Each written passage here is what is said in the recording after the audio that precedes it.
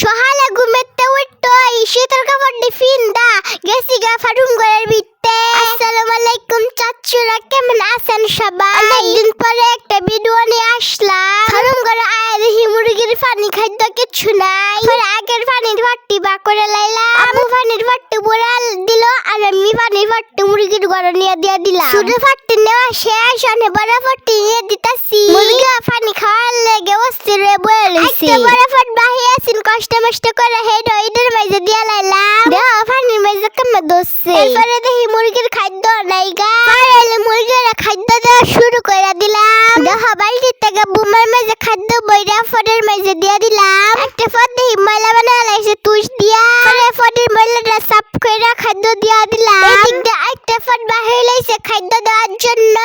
ময়লা পরিষ্কার করে তারপর খাদ্যটা দিয়ে দিলাম। খাদ্য দেওয়া শেষ হয়ে গেল। এখন ডেঙ্গির খাবার দেওয়া বাকি লাইছে।